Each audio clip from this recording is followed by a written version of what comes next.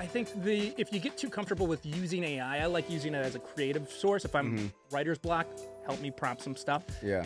But I know there's like certain AI that will make it so that your eyes are always looking at the camera, even if you're looking at a script off to the side. Yeah. That's great. But when you talk in person and you're used to reading off a script over here, how are you going to be able to command your presence in a room? So it's helpful to an extent, but it depends on what your goals are as that influencer. If you want to do in-person stuff, you kind of have to have a little bit more of a presence, more of that deliberate approach to things, as opposed to an influencer that just only wants to be online and never really do anything offline. That's totally fine, but I think you can leverage those AI tools a little bit more because your goals are different. I heard once from someone in an industry that would otherwise be considered boring. There's no boring industry, just boring content. So it's how do you approach what is perceived as a boring industry and flip that on its head and make content that people would care about.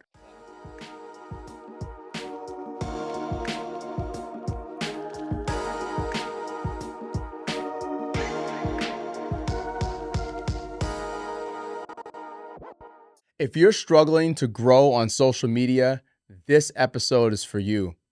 Are you stuck around that 200, 300 views for each post that you're getting? Maybe you're a personal brand trying to figure out, hey, what platforms do I want to post on? What's the best ways to get engagement?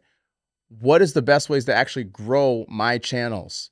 Well, this episode is for you, as I get to interview my man that's got 180,000 followers on TikTok, 16.5 plus on Instagram. He collectively has 350 million views and counting.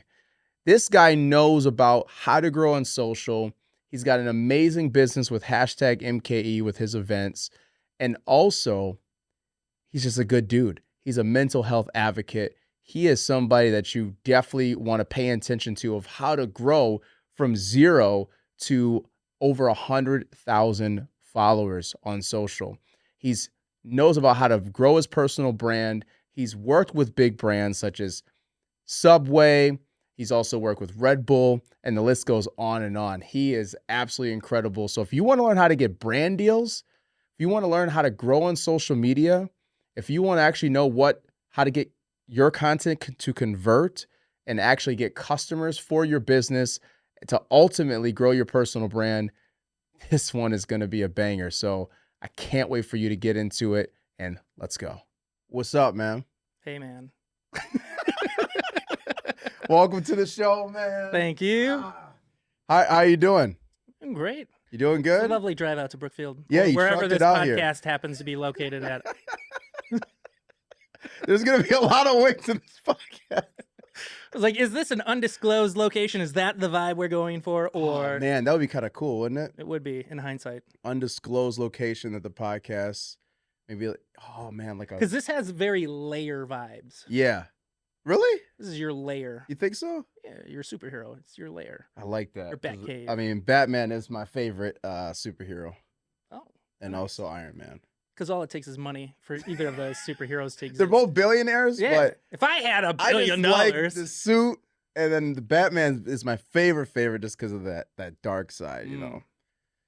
I don't know. There's something about him. Yeah. Something about him, you know, that mysterious. He's just fighting crime at night during the days and board meetings. Yeah, sounds like a very exciting guy. I just love. And yet somehow they make comic books for him. I'm kidding. Yeah, he's a great guy from what I hear about these comics. Yeah. I've seen. I don't know the guy. I want to know the guy. I want to know the guy. I could be the Black Bruce Wayne. Ooh, I could. Like that for you. So we got J-Matt in the building. What does the average day look like for you? I don't like having an average day at all. Okay. So I'm very motivated by having just variety in my life. Right. I know we just joked about Batman and that, but like legitimately, seriously, I do like to have variety. Yeah. I know routine's important. I'm working on that, but it's not necessarily engraved into how I operate. Yeah. It's based on client work or hired content or just content for myself that I'm like, oh, this needs to get done. And I don't tend to repeat. So it is ultimately different. Nice. And do you find, as you're trying to get that routine as an entrepreneur, I feel like every time I go into a routine, then all of a sudden it gets blindsided by something that I wasn't planning. Yeah, deadlines. Aren't those fun? Yeah. Yeah, there's like the loose structure of the day of like, I generally want to get started by X time. For me, my ideal world, I'm not there yet, Yeah. is a 10 a.m. start.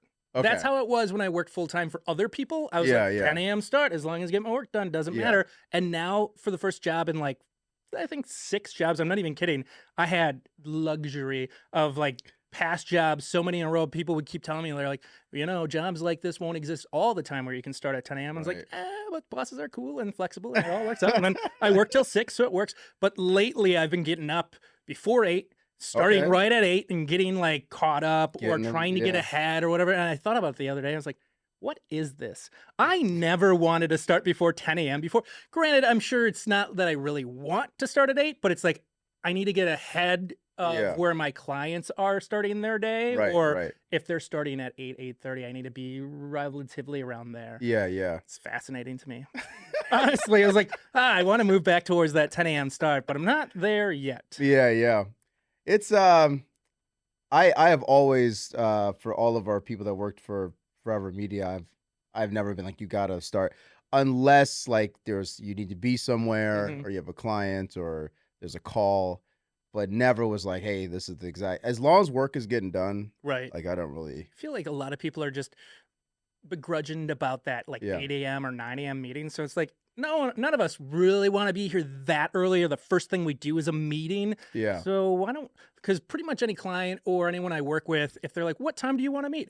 At or after 10 a.m. is typically what I say. That's mine too. And if a few people are like, oh, I could only do 9, I'll make exceptions when it makes sense to, but that's like 10% of the time I'm shooting for. Yeah, yeah. Yeah, I hate early morning meetings. Actually, my scheduler doesn't even allow for anything before 10. Because I also like I'm trying to wake up, drink my coffee, work out, do whatever you want to do, but allow yourself to get into your day without feeling rushed. Yeah, yeah. Yeah, yeah. So what is, I want to debunk a myth. Okay. So oftentimes people maybe think of influencers as people that gain a lot of attention and just your inbox is just flooded, right? With things. Is that true? And does influencer equal money? Yes and yes and no and no. That's a perfect answer. What do you want? Yes. No, you wanted the answer to be no? No. It kind of ranges by the person. You have to be in an industry that has people that would sponsor you. Like, I can't think of an industry off the top of my head that wouldn't apply, but I'm a general lifestyle content creator. I do mental health, so occasionally I get hit up about that. Yes. The big thing, so I get messages multiple times a week. I want to say daily, but it's not quite that frequency. Okay. You have to be able to filter out what's spam and scams and what's actually legitimate. And sometimes it's hard to tell. So like if you're newer at reaching out to influencers and asking them to work with your brand, if you look too much like spam, I'm just going to ignore it, or it might get flagged in my email or DMs before I even see it. So you kind of have to, it's hard to give advice to somebody who's never done it, but is like trying to figure it out. Like you have to tell people they're getting paid, but you don't want to lose your leveraging power of like trying to negotiate price. So an easy one is just kind of say paid opportunity. And then you give a little bit of a spiel into it without necessarily saying, I'm going to pay you $1,000. Yeah. That sounds great, but also that tends to be the scam messages where you're like, this sounds a little too good to be true. Yeah, too good to be true. Yeah. Let me have a conversation with this brand, and as we get down the road, if it sounds too good to be true otherwise, deeper in, I'm more likely to believe it. I'm more likely to be like, okay, this is legitimate. But don't like come out of the gates with like an unrealistic offer, even if it's not to you unrealistic. You just have to be careful of like getting caught up in the spam. What's the worst spam message that you got? It's not so much the worst. I think any of them that are real, that are confused for spam, are the worst spam messages, because you shouldn't be confused with spam and get deleted. Because when I worked for an agency, we would reach out to influencers all the time, Mm-hmm. and of that, you were lucky if 40 to 60% responded. Yeah, like A literally lot of them responded. ghost Yeah. you or don't see your Yeah. message or aren't timely, and usually, these are pretty tight turnarounds. Yeah. You wish they weren't, but they are. Yeah. Yeah. So if the influencer isn't responding in a timely fashion, you're moving on to somebody else. Mhm. Then it's weird when you get some that say yes, you start the contract process, you send it off, and then they ghost you at that point. You're like, Right. why are you ghosting me now? Yeah. Like, just because I get that 40% response rate doesn't mean that I'm going to end with 40% of those Right. people. It's Right. or 100% of the 40%, whatever. But Right. it's a challenge. And I wish I could say on the other side of it, as the influencer, I've never delayed response. I have. It's Mhm. tricky because sometimes, like, I'm an individual. I work by myself. I don't have anyone to bounce off things with. And Yeah. if I get yeah. a pitch that I'm like, I don't know if this is the right fit, or they're asking for this, I'm not really sure how to go. I'm thinking about the best way to Mm. address it, but I don't have a good response yet. And I don't want to say no, but it's not quite a yes. So it's, how do I respond Mm. professionally and politely? And then I forget to respond. Yeah. Yeah. I mean, it's reality. happens, I yeah. wish it wasn't, but I Yeah. try to be better about responding within the same week, if not the same day or two. Got you. Got you. And so I know for you that you've grown an audience and you're able to get brand deals, work with some amazing brands. What do you feel about the era of like AI influencers? So like faceless accounts. Radio personalities? I think it's an option for Okay. sure. If you want a quick turnaround, I don't know what the service is called, but it is a way for you to use AI voice that can sound like you. You can make a Yep. mannequin that kind of looks like you, but there's no one else that's really doing it as well as them. They're doing it so well, I don't know their name. But I know there's not a lot of competition at their level. Right. So they Right. could really charge whatever they want. I'm sure they want to make it affordable, get you hooked, and then surprise, Yeah. you've done this for a year, and now we're up $100. I don't know. I don't know Yeah. what the price structure would be, but I don't think there's enough people that can afford to add on a luxury service like that, Mm.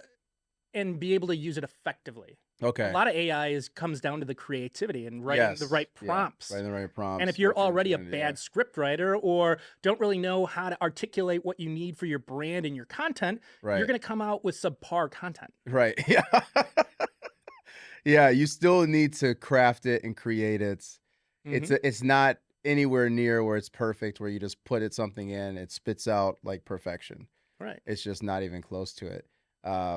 Yeah, I don't know. I just think it's so interesting of where it's all going. Because some of these also like these faceless accounts Mm-hmm. that just have like a voice and then they're just AI generated images are kind of Oh, I've popping seen up. those, yeah. But those pages are getting huge. I mean, They're, and for they're lack of a better term, a simple. meme account. Yeah, it's essentially like a what they meme feel account. like. Yeah, Yeah. yeah. It's very but I feel like it's growing in popularity. It constantly comes up and it's like something that anybody can create. You still have to have a little bit of savviness around it.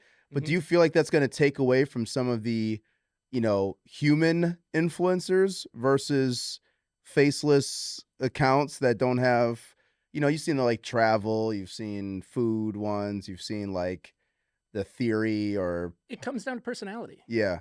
AI Okay. has an AI personality, but no one is going to have you and your personality. Yeah. You can uniquely bring an AI can come close to you and emulate you, but you have the most control. If you want to make Right. little changes of your inflection or how you want to articulate about something, you do a lot of in-person speaking and Yeah. in-person networking. Right now, AI can't replace that, and I hope it doesn't. Yeah. But I think if you get too comfortable with using AI, I like using it as a creative source. If I'm Mhm. writer's block, help me prompt some stuff. Yeah.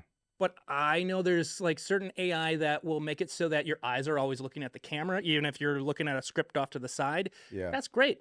But when you talk in person and you're Right, used to reading yeah. off a script over here, how are you going to be able to command your presence in a room? So it's helpful to an extent, but it depends on what your goals are as that influencer.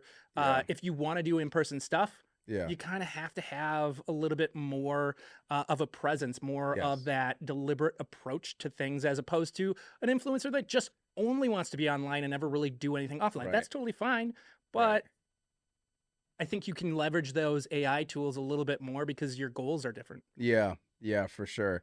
It's almost like the more when you have that humanized approach to it, you have more options than just a faceless Mhm. account could, yeah, you may get people reach out that want to do some kind of sponsor or brand thing with you, but it's still not like you don't have the human connection element to it, and you definitely can't take it offline because who's gonna show up? And AI sounds almost a little too perfect. Yeah, yeah, There's that's those true. natural ums and so's, and as much as I would love to get that out of my Yeah, verbiage yeah, and delivery, yeah, it's yeah. the natural flow of how someone talks that is relatable. Right, right. No, 100%, 100%. So speaking of those in-person events, talk to us a little bit about why you created hashtag MKE and what, from a business sense, why do you continue to throw those amazing networking events? I started in 2017. Yeah. I was looking to do more networking events at the time, and a lot of the networking groups then and even now aren't great at social media promotion. And you'd Yeah. hear about an event the week of, and you're like, well, I didn't have time to plan for this, or if I had known, I would have Right. blocked this off my calendar.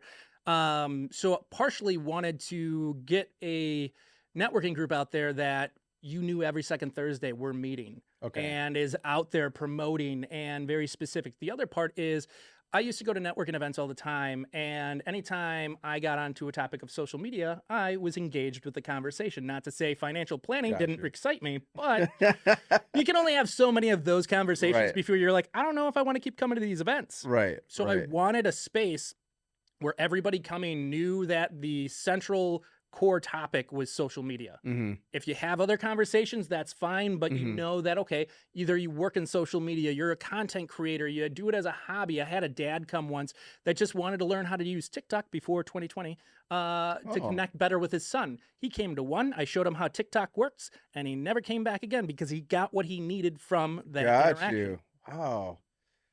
Didn't know that. Yeah, that's Yeah, that's those are crazy. the fun little stories. That's crazy. And then so you've been doing it since 2017, hmm and I guess what do people is there a way that people can connect outside the events, or are they just Yeah, we have a okay? Facebook group. It's not as Oh, okay. active. It Yeah, slowed yeah. down, of course, when the pandemic happened. I Okay. know there are people that did digital and virtual events, but I was like, I don't really want to attend those, so I'm Yeah. not going to host those. I tried one and it was Yeah. fine, but like no matter how you split it, there's one person talking at a time. It's not Yeah. like a natural networking event where a couple people can talk and then you can schmooze over here. You can do breakout rooms. It's still Yeah. the same structure. In a breakout room, you have 5 people that one person's talking the entire time. It's Right. tricky, and not to say that in person only one person's talking or multiple people are. It's just easier to flow back and forth, in my opinion. Yeah, yeah. So I Yeah. think the pandemic kind of throttled the momentum that we gained on social Mm, and those online conversations. yeah. And now it's mostly just a tool to get information out about Yeah. future events. Awesome. And then so a lot of our audience are entrepreneurs or executives, and I always talk to them about like the power of like hosting the party. hmm So what kind of value has these events that you've been throwing for years?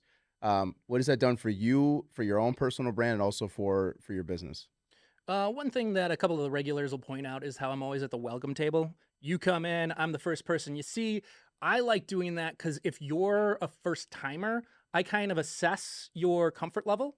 I can Okay. tell if I've had college kids come and they'll be in a suit and a tie and like Yeah. overdressed for sure, but Yeah. this is their first networking event. So right away I can diffuse it and kind of be like, hey, have you networked before? No. Yeah. Okay, well, what do you want to talk about tonight? What's your goal? And it gets them thinking. It's like, well, I would like to do video content better. I know who's in the room already, and I can direct you to go talk to Mm, various people. And I'm sending you to people who've come to my events before. yeah. And they know if you come up to them and say, oh, J Matt said I should talk to you about video. J Matt said is a trigger for them to be like, oh, this guy's probably a little less comfortable with networking. J Matt sent this person my way. I'm going to take them under my wing a little bit and get them comfortable before I pass them off to Yeah. talk to other people. And that guy with the tie, he was like, oh, that's what this is? He left took his tie off, came back without his suit coat, and he like got himself a little bit more casual A little more before relaxed. going and networking. I was Yeah. like, that's great. I love to see it. Yeah. But it's just important to me as I've gone to other networking events where the host is kind of in a clique of their friends, and Yeah. it's hard to break in, and you feel like you're rude and interrupting. So I like to be very purposeful so that if you come to my event, you don't feel like you're interrupting. Mm-hmm. If I'm talking to you, even if you're new, and somebody walks in, I say, "I'll be right back," and they just know I'm working. I'm working the door. I'm reading everybody. Sure, I could assign that off to somebody else, but I just genuinely enjoy being that first person people see. Yeah, yeah. It's powerful, man. I mean, it's a great way to connect with others. And the cool thing that you do is you also get kind of testimonials by people that were there. So talk to us a little bit about why you do those. And then how do you actually distribute those testimonials out? Yeah, that's a newer thing I'm doing. Okay. You were at the last event where we were doing it. Yeah. I pull aside the special guests that we have because Yeah. there's people that can't attend the event, but let's say they want to know about the topic or talk to that special guest. I don't do slowed down speakers and presentations. Okay. Nothing against them in the sense that they don't add value. They do, Yeah. but it slows down the networking process of the event. Yeah. And you have to be there at a certain time or you'll miss it. And have you ever seen one of those presentations end on time or early? No. Exactly. They always go over and they're asking questions. You're like, I don't care about this question. Sure, some are like, ooh, that's thoughtful. I'd like to know, but that's rare. Right. So now you're sitting through other people's questions and you're like, oh, I got here late and I didn't get a chance to talk to this person over here. And I know they got to leave shortly. So you're missing out on those opportunities. Yeah. Rather, my events are structured that you know these 3 to 4 people are going to be here on this topic. If you have a question, you go and talk to them directly. You get the questions you have on your mind answered. Right. And then you can bounce around to different people. So if you can't attend an event and you wanted to talk to them, what I've been trying to do is video an interview like midway through the event and talk to them and ask them those questions and then post them online so that if you miss the event, you have a source to go. Yeah. And it doesn't break down the event to have a formal presentation. There's a lot of special guests that we have that are shy, that are intimidated, that wouldn't want to do a presentation if I had asked them, but are much more comfortable in a one-on-one conversation. And I'm able to diffuse that real quick because someone will be like, I don't know about this. Well, I don't know the questions. Cool. Well, we're just going to flow and it's going to go fine. And then very shortly into it, they're very calm and having a nice casual conversation with me that I then can post. I have not posted a lot of them yet because I'm a short form video content creator, but I'm trying to do more long form. And these are all long form. So it's trying to work the long form edits into my flow. So I'm a little behind, but I need to have kind of an example of what the events are like or some of the people that come to it to encourage those people that have continued to be on the fence for years. Yeah, they're on the fence. Come. I've had people that have come this year who have said, oh, I've been following you since 2018. This is my first event. Great. Lovely to have you. Thank you for finally rolling that dice and coming out. You never know how long it'll take. For a while. It happens. Like, I don't know about JMAT, but I don't know about it took me events. several years to figure it out. It happens. Oh, you won't regret it. It's great people. Great events. Great events. So I want to switch gears on. I know a lot of people. I know I've been able to accumulate sponsorships and brand deals. You've been able to do brand deals as well. Talk to us a little bit about and share with us what you can, as far as, because a lot of people want to find those ways of how to actually monetize their content. A lot of us kind of go into the flow of content, especially on YouTube in particular, where you're kind of like in this darkness void of just putting out content. You're getting slow, maybe a couple hits here and there, but it's not paying you yet. How do you structure your brand deals, and what do you look for in a brand deal? The brand deals find me. I don't cold call. It's mostly because I post consistently that they see the content that I put out there and they feel I fit the brand or the campaign within the brand that they're going for, and they'll reach out to me. Okay. I tried some of these creator programs early on where TikTok would pay you for X amount of views, but reality is if you weren't consistently getting 100,000 views per video, you weren't really getting a good payout. Oh, really? And then there was like, it's up for debate, people will say, oh, well, if you're in the program, it throttles your views. That's my opinion. There's plenty of others that say you can be in the program and it won't throttle your views. It's the quality of content. And I'm like, I agree partially to that as well, but I don't know, because what platform ultimately wants to pay out all the thousands upon thousands of creators? Yeah. I mean, I'm not gonna say they don't want to, but like, Yeah. they don't want to. So they are likely going to make sure that you follow all the guidelines already, which they already were, but now they're paying you out instead of you just existing. So they're paying attention to you more. Yeah. Okay. So I've gone in, gone out, gone in, gone out over the last 4 to 5 years with these programs. And ultimately, I just find more consistent reach and views when I'm outside of those programs. Okay. And I never made enough for it to really matter within those programs. I was making $5 here, $5 there. Wow. I would rather have no doubt in my mind whether or not I'm being impacted negatively for being in a creator program when a brand hires me to do hashtag ad content. Yeah. I'd rather just, I'm not in any program. If something gets flagged or doesn't reach, there's probably something I overlooked. Like, for example, TikTok, if you mention any word associated with alcohol, suppressed. And I found this out. Interesting. Wow. Well, Didn't hey, know that. it's in the branded guidelines. If you look up branded guideline policy or branded content policy or something for TikTok, for Instagram, they lay out, here's what's restricted for industries. Right. Alcohol, smoking, gambling. Yep. Politics, legal services, and a variety of other things. TikTok's more strict than Instagram is, and Instagram has some leeway of what you can get around. But before I realized this, I was trying to tiptoe around some things that had some alcohol involved. Yeah. And those videos always did worse than the rest. I'm like, I don't understand. I did a organic post where I was talking about speakeasies. Yeah. And and I was very deliberate not to put any like alcohol, no bar, no tavern, nothing like that. The only word I had in there was speakeasy. It did fine on the other platforms, and I re-edited the speakeasy video to take the word speakeasy out. I did 5 shh in the city of Milwaukee. That was the change, and it blew up. Really? The word speakeasy flagged it. Wow. Everything else was the same.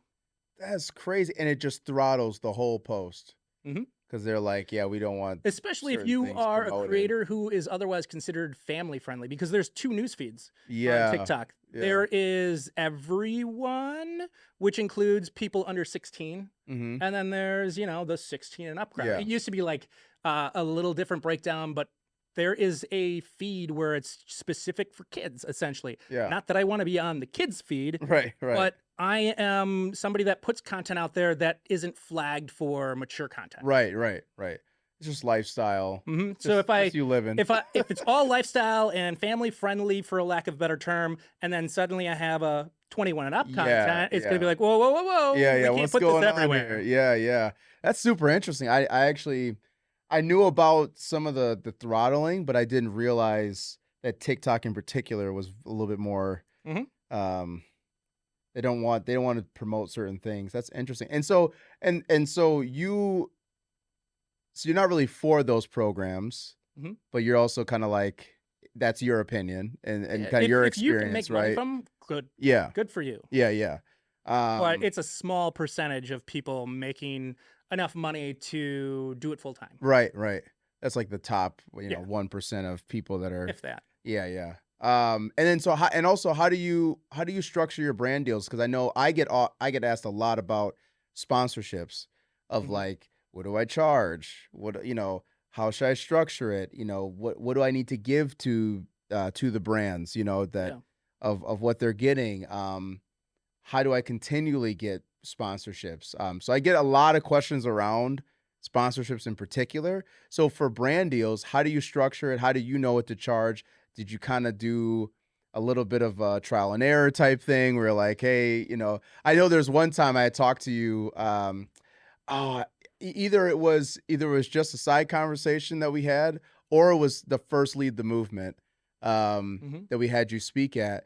You were talking about like contracts And that was like a big like learning lesson of just making Yeah. sure that, your contracts are good and you don't skip over it, especially on, when it comes down like, hey, what's the payment arrangement or things like that. So Mhm. anything you can share just around how you structure your brand deal. And I know everybody's different, but If a brand approaches you and they have a template they want to send you, great, let them do it because that's just easier. If okay. you're doing the contract, call it an agreement, a letter of agreement. It's a little Okay. less like legal Yeah. sounding, Yeah. but Okay. like how many of us are giving our agreements and our contracts to a in-house lawyer that is able to look through Right. it? Yeah. I don't do that. Right. But Right. I did work at a radio station for 4 years where I worked really intensively with our legal team for Yeah. contest rules, for radio station giveaways, and all that sort of thing. Yeah. So I have a weird edge in that I know how to navigate a contract Mhm. and what to look out for and that sort of thing.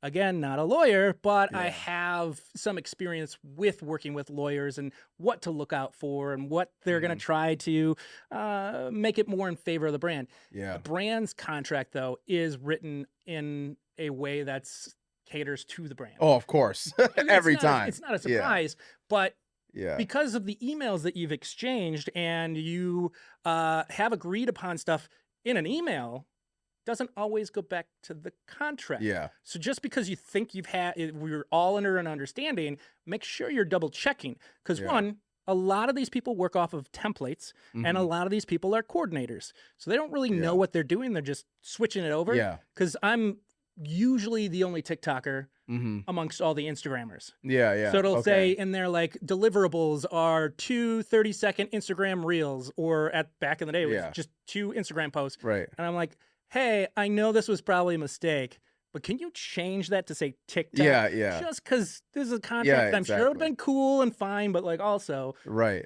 make sure you take the time to ask for these changes. I Yeah, that's a write good out an point. email Yeah. and every like paragraph and the lines and da da da da. I'm like, paragraph 3, it says something about confidentiality here and blah blah blah. Mhm. I'm not sure about this phrasing. What's the intent behind that? Yeah. Yeah, I yeah. I ask a laundry list of things. A lot of it'll just come back with like, oh yeah, this is what that means, and you're like, oh, of course, no problem, Oh, because there's no standard legal term for everything. yeah. There's multiple ways you can phrase it that mean the same thing. It's fine. It's whatever. But you just have to be aware of it. Some of the bigger ones are content use. Okay. Are you providing content that is posted for your channel only, or is it also intended for the brand to own Mhm. and to post? Yeah. That's very important verbiage, because if they are also having rights to your content to post as an ad or something, you should charge more. Yeah.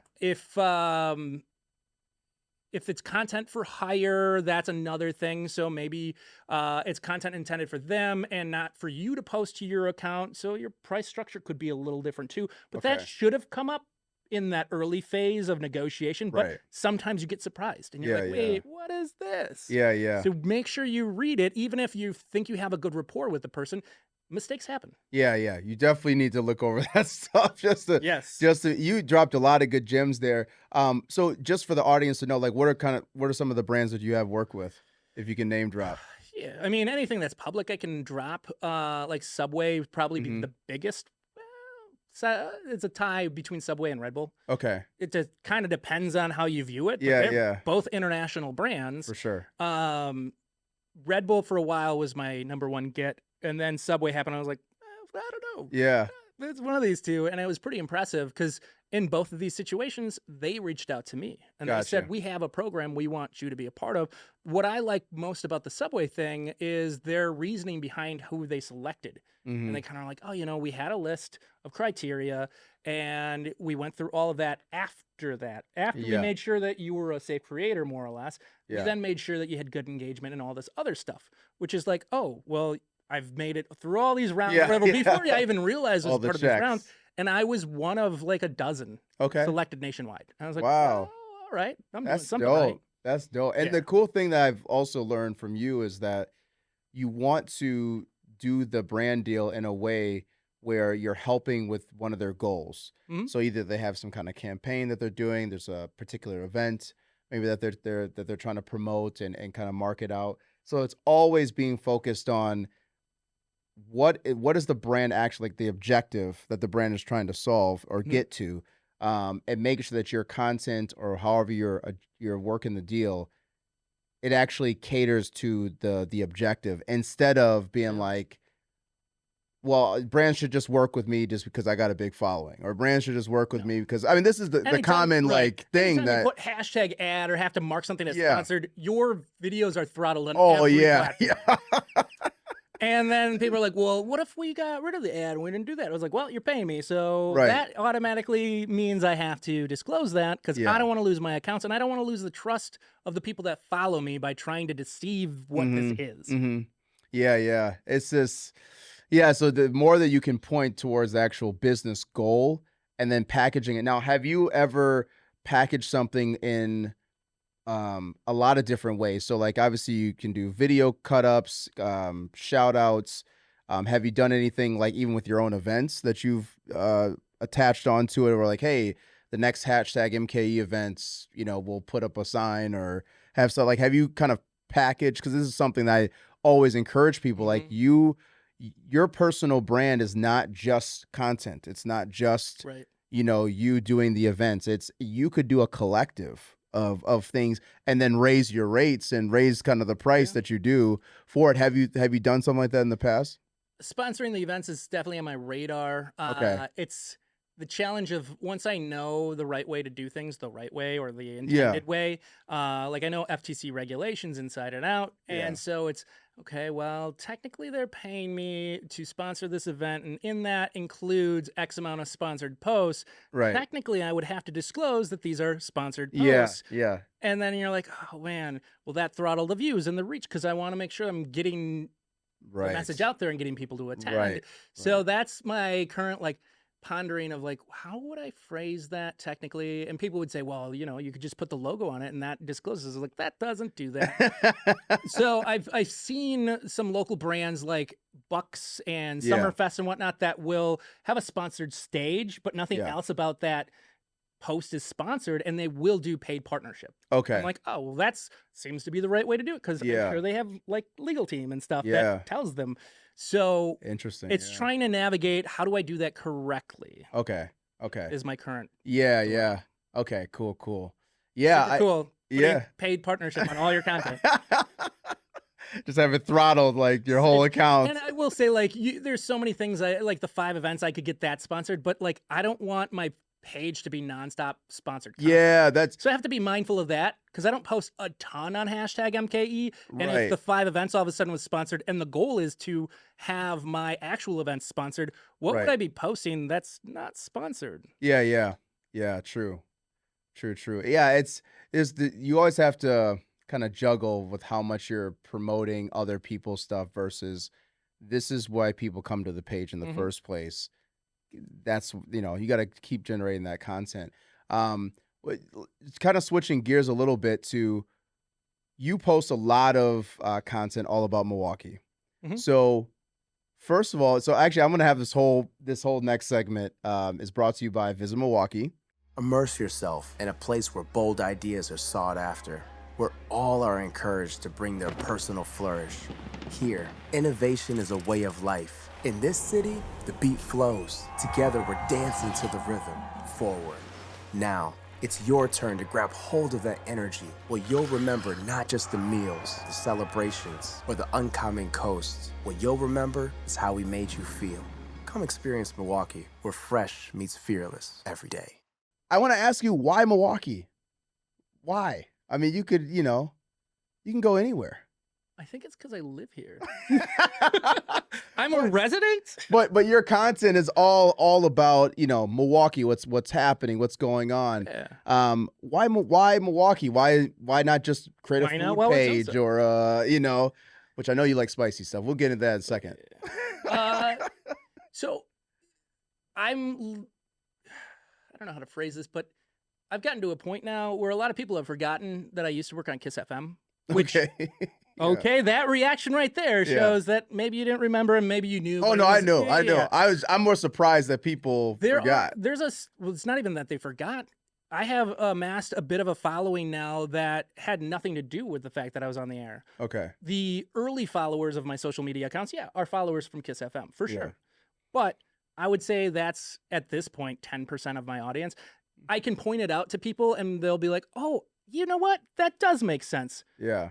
But we're far past people associating me to radio and associating me to the content that I make and the presence and the uniqueness of what I do, which is great because early in the pandemic got let go from the radio station, like a lot of people, and people would consistently be like, oh, J-Matt, when are you getting back on radio? Blah, blah, blah.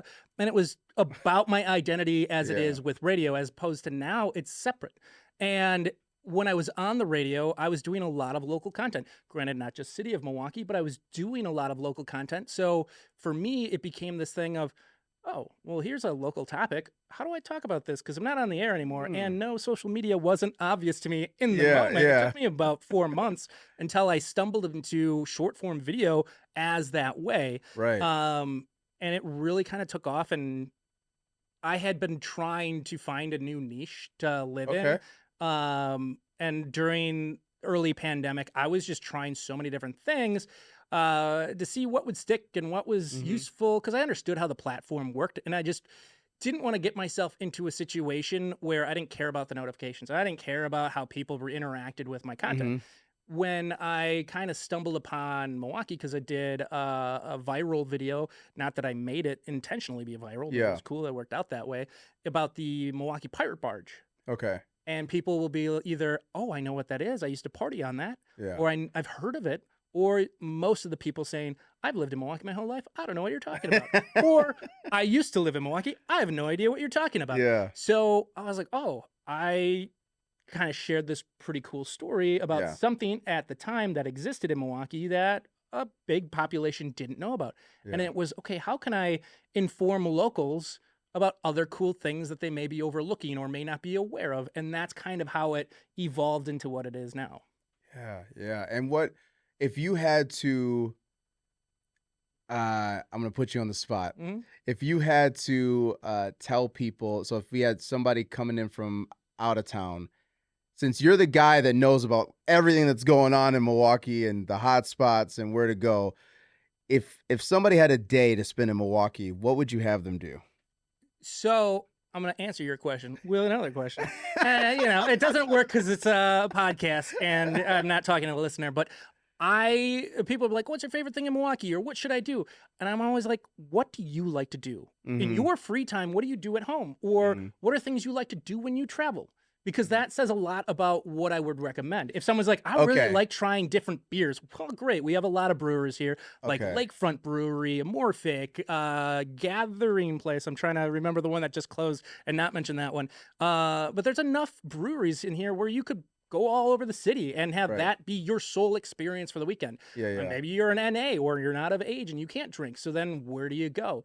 If you are somebody that likes more of the touristy vibe and want to see the things that I may only come to Milwaukee once, I don't want to miss out on the big things like going to the Milwaukee Art Museum. Or if I have a family and kids and we're looking for fun things to do, right next door is Discovery World. If I'm here in the summer and it's one of the 3 weekends of Summerfest, you kind of have to go to that.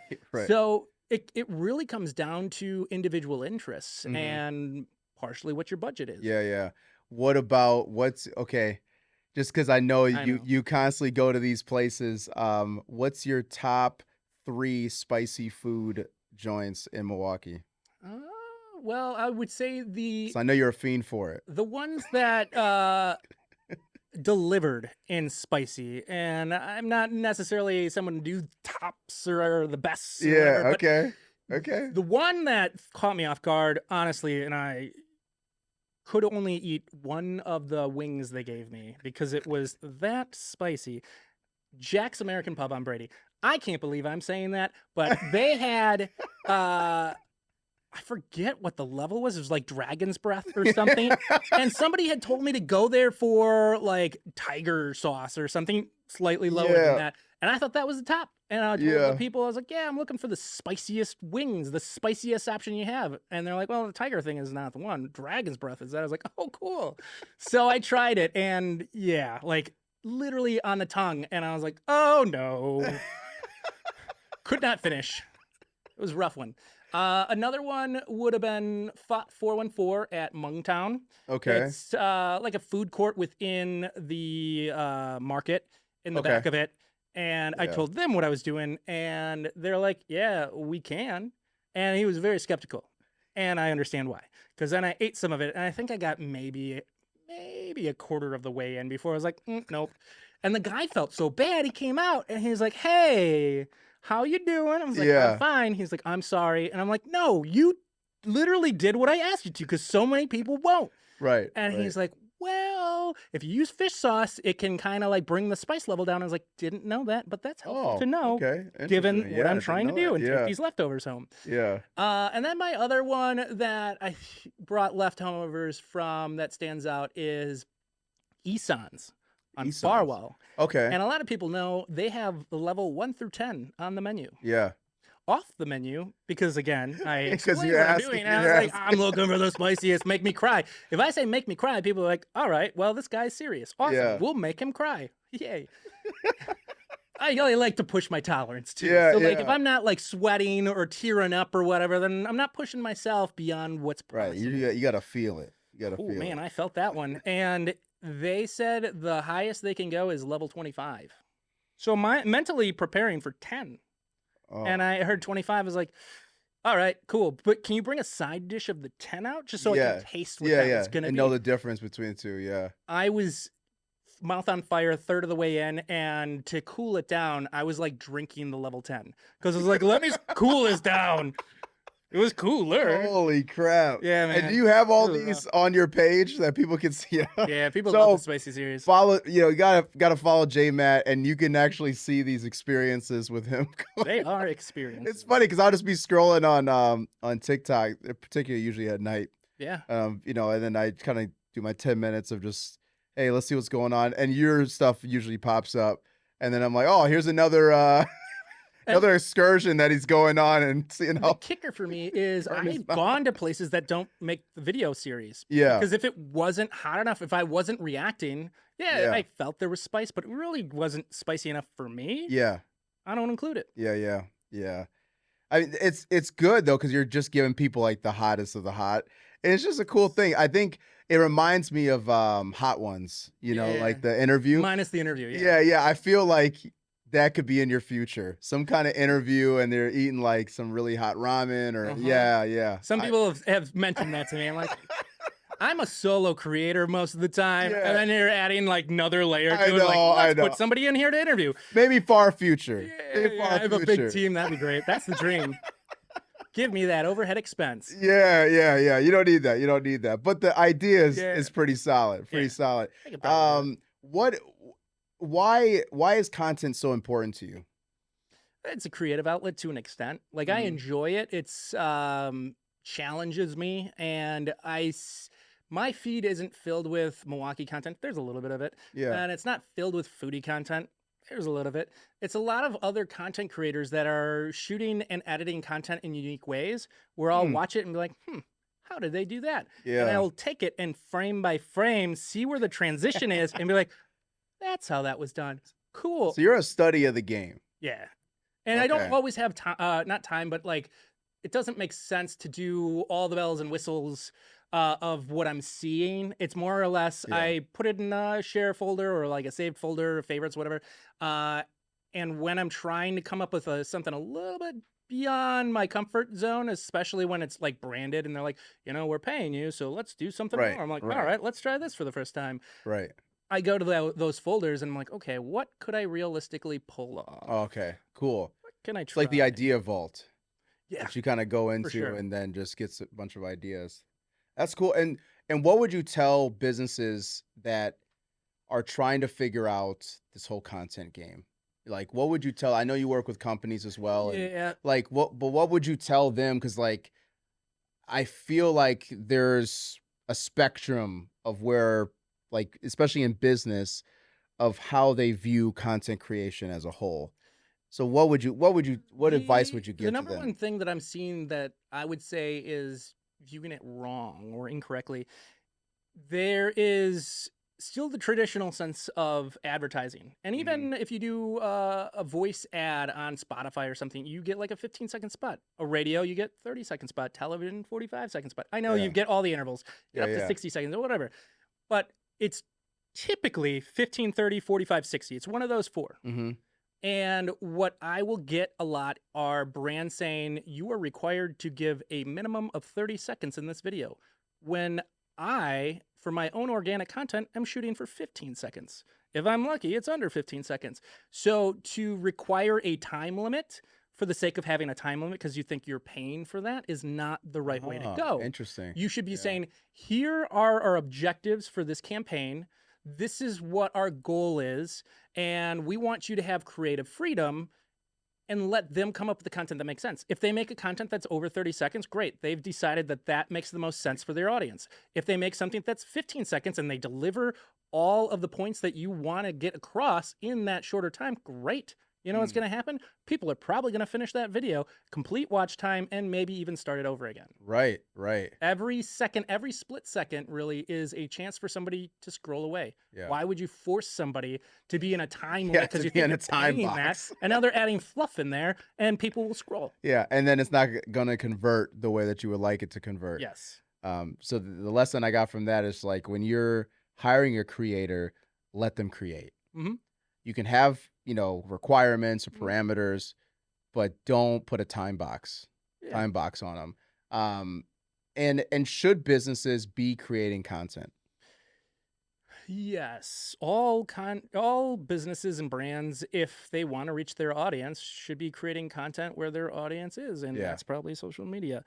And I heard once from someone in an industry that would otherwise be considered boring. There's no boring industry, just boring content.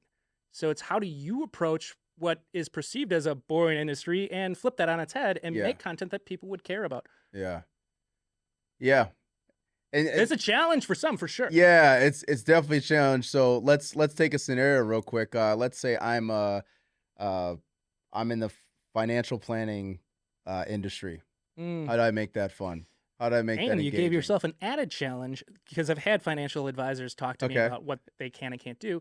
They have a lot of restrictions in and of itself of what they're allowed to post. Because if they work for one of the big insurance companies, they have disclaimers that they have to include and blah, blah, blah. Yeah. So you also have that layer, which makes it tricky. Yeah. So on that level, you, the financial advisor, need to know what those restrictions are. Because I can't give you an advice and say, oh, you could try this, but that doesn't fit within the restrictions. You got to know that inside and out to an extent so that you know, okay, I can't deliberately say, I advise you to do this with your plan. I think that's one of them. Right. But more of a general concept of like, oh, if you're struggling to make ends meet, something you could try, blah, blah, blah. Something, I think it has to be a little bit more ambiguous. Okay. But there's ways to color within the lines no matter what your industry is. And then the big thing for any industry, any creator, the easiest way to go is, can you make it a series? Instead of coming up with, how do I make, let's say you're, being very ambitious and creating one a day, 365 posts. Oh, what if I had a series every week that I consistently added to? Now I just need 52 videos to fit this series. If you're doing it every week. I'm not saying you have to, but it's a good way to think about that, as opposed to such a huge chunk, now it's fitting within this. And what's the next thing that can evolve in this series and add to it? I like that because it's not as much of a big chunk for people to like take a bite out of. Spicy series. I'm just gonna. I don't know what to do this week. Oh well, I'm just gonna go eat something that's gonna torture my insides and let people watch that for entertainment. It's a series and it works. Yeah. It's cool. It's cool. I think I love the series idea because people can think of a few different series to do, and then with like ChatGPT and like there's ways you can say, hey, this is who I am. This is the content I would like to create. Here's a couple series, ideas. Give me more things, like topics I could talk about. So one thing I've worked for nonprofits and whatnot, and the one thing I always push for is to get the CEO or the president of the company more active. Okay. Because like if anyone's going to be the face of it, like it's hard to get employees and the average person to be the face of things. Right. The CEO is kind of taking on that role, whether they want to or not. That is the face of the brand. So if you can get them comfortable and come to them with ideas that make it easier, and you're doing all the work and they're just Right. the face and the voice, you could do a series like Ask the CEO. Yeah. Yeah. That's super ambiguous, but now we know we're asking our CEO some sort of question, probably related to the brand, Yep. and letting that be its And own that could be a series. Yeah, yeah. That's a great idea. That's a fantastic. So, I always tell people, like, don't overcomplicate it, but Right. just know that you're going to have to create content to gain attention, to meet where your customers are. Mhm. I mean, that's most people are just living on the device. So you have to do it. But I like this idea of starting in chunks and Mhm. starting with a series and just giving somebody, and you can do this with your phone. Like, this doesn't have to be I full shoot all production, of my like content big on an iPhone. studio. Like, you don't have to do that. You could literally just, you say you shoot all your content on an Everything's on the iPhone? phone. I don't have a real camera. Wow. We're in the day and the age where you can be a mobile creator from a smartphone. And I am clear with certain clients and things I'm hired for. They're like, we're hiring you to make this content. I'm like, all right, to be clear, I will be using a phone. And To be clear. mostly I'm pointing this out to more prestigious brands Yeah. that I think I'm meeting up with, so that they don't expect me to come with a real camera. And then when I'm there, they're like, what is this? But if I Dude, manage showed up with a phone. expectations, and plus they already are reaching out to me because they think my content is good to be hired for. Right. I'm just telling them behind the scenes, what you're not seeing is everything's on a phone. Yeah. I have like studio quality microphones and wireless stuff because you can't really mess with that. Yeah. Like, the phones are great, but like you can do better. Yeah. And yes, you could probably go down the rabbit hole and say, but visually you could do better. Yay. Yeah. I don't have that kind of money. I can do well with audio and do all that. That's later when you got the full Right. team and when you can get that ramen I drop my series phone all and- the time, and it keeps kicking because it's got a good case on it. I don't think I would feel the same if I dropped a camera Oh yeah. for It's even painful. half of the height of my phone half the It's time. painful. Happened a few times, Oh yeah, unfortunately. gotta replace another camera. Oh no. Yeah. That's torturous. So what would one question I want to ask you, because I know you work with Just one. also other people's personal brands as well. Mhm. For somebody building or starting their personal brand, what would you advise them? Figure out what's consistent for you, because it's going to mean different to everyone. And even like a brand who has a team for it, well, maybe your team is very stretched thin because most of them are, Right. and you have time to do, I don't know, 3 posts a week. Mm-hmm. That's your frequency. And we're not saying just 3 posts. We're saying 3 core posts. I never know how to explain it because you're posting it to LinkedIn and to TikTok and Right, Instagram. right. So this core piece of content is being Yeah. spread out everywhere. Right. You're not just posting 3 times. If you're on 4 platforms posting 3 posts, you're posting 12 times. Right. You're posting 12 times. Yeah. So, yeah, that's a fun one to always figure out how am I articulating that one.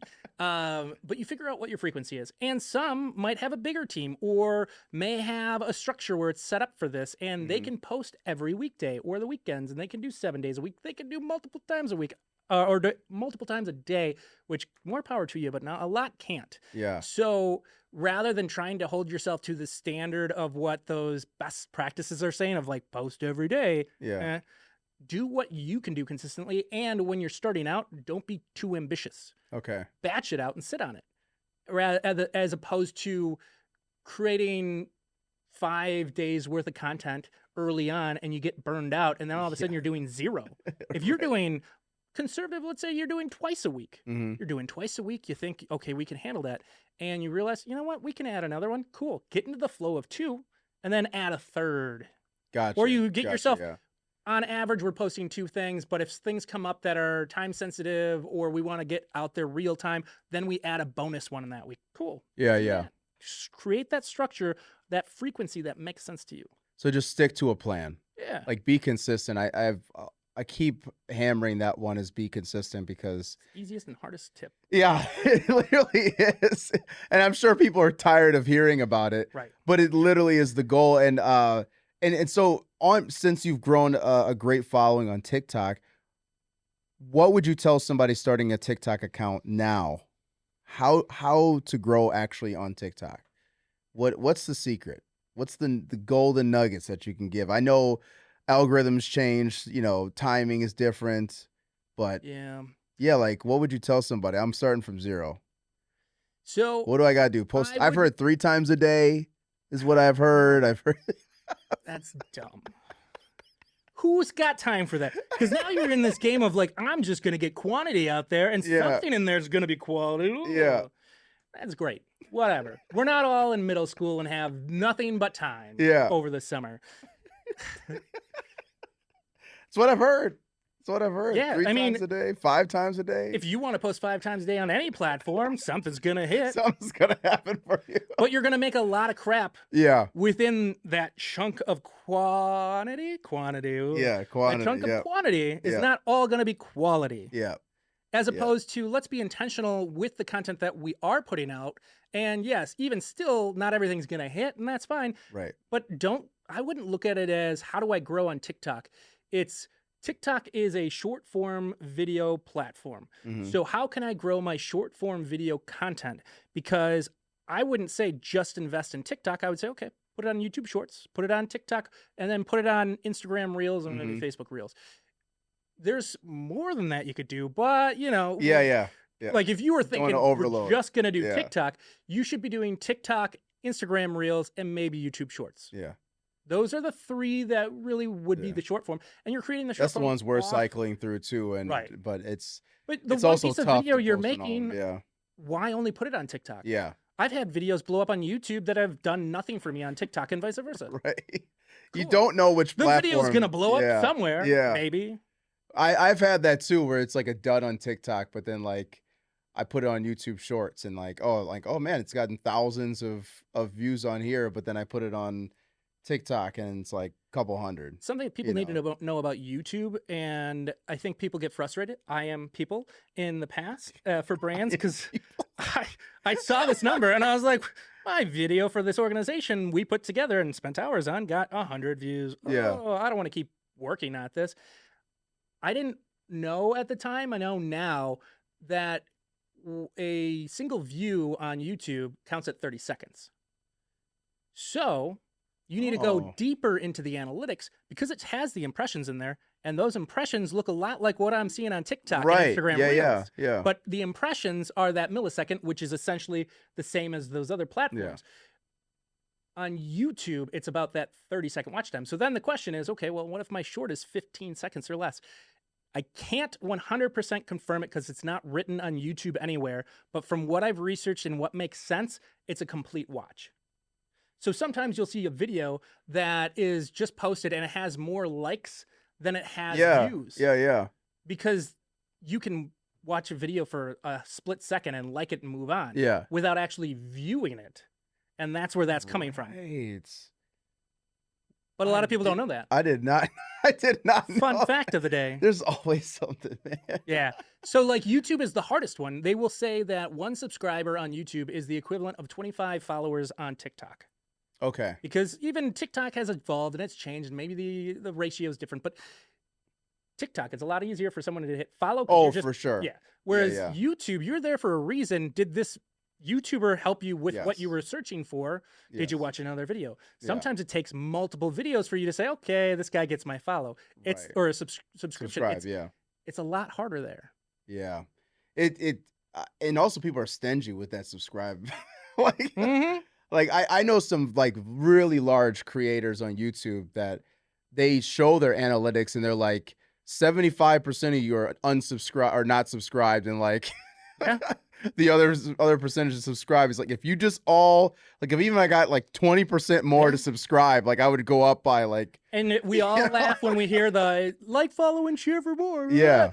But that's because of that 70% Yeah, that's watching that. And like, it's dumb. But like, for some reason, when I say subscribe, you're like, oh yeah, sure. Okay. You Right. asked for it, I'll give it to you. Right. And you do get people to hit the button. I feel like, what do you think about if as far as like a subscription or to subscribe, if people, so let's say you watch a creator's content and you watch, let's say 10 of their videos all the way through, right? Mhm. As far as like for watch time, that it auto subscribes you to the, I know through the algorithm, it'll show you more, you know, as you watch people's content. Yeah, I think the algorithms have evolved enough where you don't Yeah. have to subscribe to consistently get people's content. Yeah, that's So the that's like- thing. It's like, but right. you want the subscriber.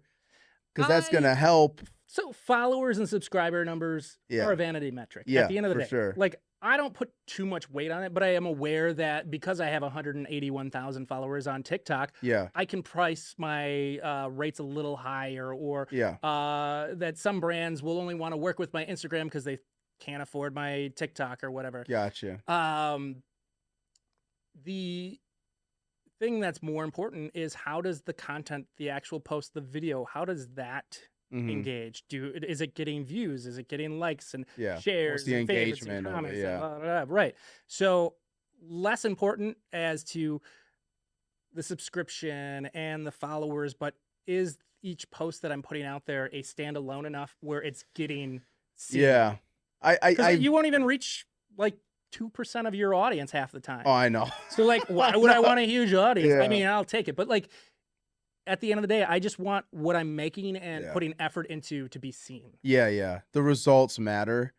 And I do feel you on the it being a vanity metric, but a lot of times the subscriber or follower count at least gets the door open. Like it kind of cracks the door. We're like, gives you a little hey, they got a big audience, so let's start a conversation. Versus, because I've also seen like micro influencers that have 10,000 followers, but they're all hyper engaged. You know, they don't have millions of followers, but like for a brand, they actually would want to do more business with that person versus somebody that has 500,000 and gets like no engagement on their stuff.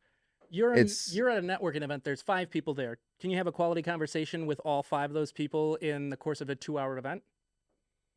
You should be able to. Yeah, you should be able to. If 2 hours, 100 people in the room, yeah. Will you have a quality conversation with all 100? Exactly. No. The more people that you're trying to get in front of, the less time you have for them for that individual one-on-one time. Yeah. So those micro influencers have that advantage of they're really trying to grow and nurture their audience, and not everyone is responding. So the few that do, they get to know really well. Yeah. So it's actually a competitive kind of advantage to that. But as you can grow that, but that's why brands are getting smarter about like, hey, let's look at their engagements. Let's look at their more comments. affordable. Yeah, they're more affordable. Yeah. Well, man, this is cool, man. I mean, I could talk to you all day about, content, personal brand, Milwaukee, events. I just feel like there's so many different areas to go into. What do you got coming up on the horizon that you would like everybody to know about? And also, where can they find you to get connected? Everything is JMAT-MKE, or hashtag the word MKE, or JMAT-ADHD is my mental health brand. I would just say, if you're interested in what was being discussed during this podcast, check out one of the accounts on your preferred platform. Dope. And I know we didn't get to talk about the mental health stuff. I just was like, let me just throw that. Should we do some push-ups here on set? Is it a push-up day? Every day is a push-up day. Okay. Every day 2,719, I think. Give or take a day. Yeah, give or take a day. It's starting to just blend now. I double check every day. I'm like, did I miscount? Should we do it? We can. Let's do it. All right. Real quick. Let's put it off to the side. We're doing the push-ups. Hold on. Oh, wait. Tell people what this is for first. What is the push-ups for? So the push-ups are symbolic of the average of 22 combat veterans that die by suicide each day. And yeah, it's not literally 22 a day, but if you take the annual numbers and you break it down into a consumable rate, that's what it would break out into each day. The number has fluctuated over the years for sure, and it was kind of like the ALS bucket challenge back in the day, where if you do it, then you get to challenge others. If you do the 22 push-ups, you're supposed to do it for 22 days, and each day you get to challenge somebody. I didn't stop. I wouldn't say I have them in a row anymore, unfortunately. I've missed maybe 4 out of the last 7 years. Happens. Life, whatever. But 2,700 some days, 7.5 years is still. But you've been pretty dang consistent. I've been pretty consistent. Like, there's been days where I'm like, I don't really want to do them from my condo again, but I don't want to miss a day. So here we go. Down. 1, 2, 3, 4, 5, 6, 7, 8, 9, 10, 11, 12, 13, 14, 15, 16, 17, 18, 19, 20, 21, 22. Oh. Woo! Feels good, man. Yeah, it does. Well, thank you so There much wasn't for one in here before. being on this podcast. You're welcome. Man, great conversation. Get connected to J-Matt. The breathiest end to a podcast ever. Yeah. Holy you don't come crap. out here as like a special outro. Well, we did the push-ups and then we decided we were done. Thanks for watching. Oh, man. Thanks for watching. Like, comment, subscribe. Definitely, I want to know what you think about this episode. Please drop some comments in there. Get connected with J-Matt because you never know. You could change your circle, change your life. We're out of here. Peace. Don't forget to like, comment, and subscribe. And don't forget to hit that notification bell for more amazing content that we're going to be putting out. And don't forget, you can change your circle to change your life.